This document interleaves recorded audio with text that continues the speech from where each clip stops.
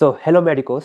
आज हम लोग बात करने जा रहे हैं ब्लड रिपोर्ट की, यानी सीबीसी रिपोर्ट के एनालिसिस के बारे में। सीबीसी में हमारे पास होता है RBC, WBC, platelets, then TLC वाले काउंट्स आ जाते हैं, ईएसआर, ऐसे बहुत सारी चीज़ें आती हैं, आप लोग को पता ही होगा, उस पर बहुत डीप नहीं जाते। पर हम लोग रिपोर्ट देखते हैं सीबीसी की, हम लोग कुछ पॉइंट्स तक ही उसका डिस्कशन कर पाते हैं, है कि नहीं।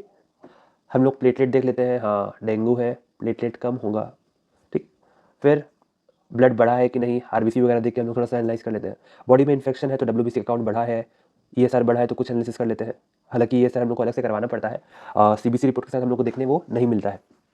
बट इसके साथ भी हमारे पास बहुत सारी चीज़ें वहाँ लिखाई होती है जिस पे हम लोग ध्यान नहीं देते, या देते भी हैं तो हाँ नॉर्मल है, या कुछ बड़ा है, उतना हमें समझ नहीं आता। तो आज का हमारा डिस्कशन उन्हीं छोटे छोटे एस्पेक्ट पे होगा। तो आज हम लोग बात करने जा रहे हैं एमसीवी यानी मीन कर्पस्कुलर वॉल्यूम के बारे में। मीन कर्पस्कुलर वॉल्यूम क्या होता है कि हमारा जो आरबीसी है उसकी साइज़ क्या है उसको बताने वाला हमारा एमसीवी होता है। अब एमसीवी तीन प्रकार से हम लोग समझ सकते हैं कि इसकी वैल्यू या तो कम होगी, मीडियम रेंज में होगी, ज़्यादा होगी, ठीक है। तो उसके हिसाब से हम लोग क्या क्लिनिकल डायग्नोसिस कर सकते हैं एमसीवी की वैल्यू को देख करके। तो एमसीवी की वैल्यू देख करके हम लोग नॉर्मोसाइटिक, देन माइक्रोसाइटिक, मैक्रोसाइटिक, इस तरीके की जो अनीमिया है उसके बारे में, और उसके डीप घुस घुस के कौन सा मैक्रोसाइटिक है तो परनीशियस वाला है, मिगेलोब्लास्टिक अनीमिया है, देन आयरन डेफिशिएंसी है, ए प्लास्टिक अनीमिया है, ठीक है। ऐसे बहुत तरीके के अनीमिया है। तो एक बेसिक चीज़ें हम लोग वहाँ पे डिस्कशन करेंगे, ठीक है।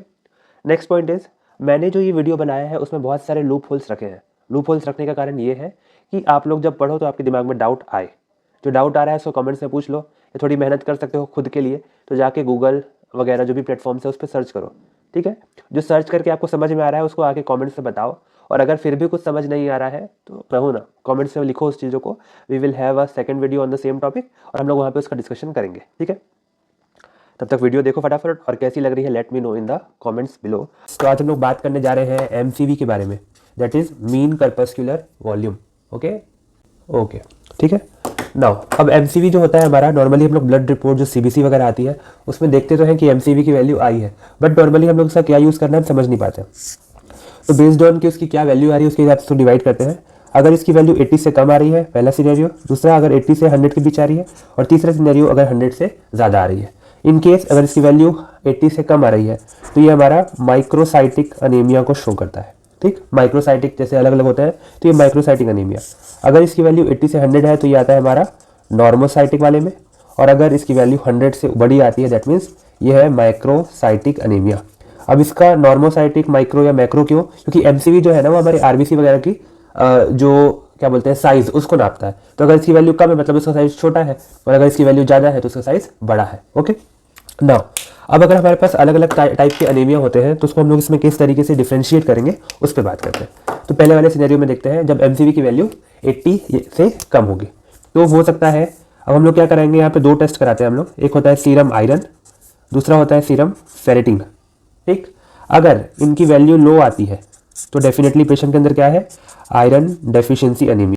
बट अगर इनकी वैल्यूज क्या होती है, हाई आती है, तो हो सकता है कि हमारे पास या तो थैलेसीमिया का केस हो या सिडेरोब्लास्टिक अनीमिया का केस वहाँ पे बन रहा हो, ठीक है। नाउ नॉर्मोसाइटिक वाले की बात करते हैं। नॉर्मोसाइटिक में हम लोग कराते हैं आगे डिफ्रेंसिएशन के लिए रेटिक्यूलोसाइट का काउंट, ठीक है। ये जो एक्स्ट्रा बता रहा हूँ मैं क्या होता है कि इससे हम लोग को एक बेसिक आइडिया हो गया कि किस टाइप का एनीमिया हो सकता है। पर उसके अंदर अगर हम लोग को जड़ तक जाना है कि किस टाइप का है तो हम लोग को एक दो टेस्ट और कराने पड़ेंगे। अब जो हमने रेटिकुलोसाइट का काउंट कराया, अगर उसकी वैल्यू नॉर्मल आ रही है दैट मीन्स पेशेंट के अंदर हो सकता है ए प्लास्टिक अनीमिया या अनीमिया ऑफ क्रॉनिक डिसीज, उसकी अर्ली स्टेज होगी, ठीक। ये दो कंडीशन हो सकती है अगर रेटिकुलोसाइट का काउंट नॉर्मल आता है तो। ऑन द अदर हैंड अगर इसका काउंट हायर साइड आ रहा है तो ये हीमोलाइटिक कंडीशंस को शो करता है, जैसे कि हमारा G6PD डेफिशिएंसी एनीमिया होता है, फिर सिकल सेल एनीमिया होता है, और हेरिडिटरी स्फेरोसाइटोसिस वाली कंडीशन को भी ये शो करता है। Now moving further to the third condition that is macrocytic वाली कंडीशन। अब मैक्रोसाइटिक में क्या होता है कि अगर इसकी एमसीवी की वैल्यू 100 से बड़ी है तो ये दो कंडीशन होती है। क्या? एक या तो ये हो सकता है मिगेलोब्लास्टिक या ये हो सकता है नॉन मिगेलोब्लास्टिक।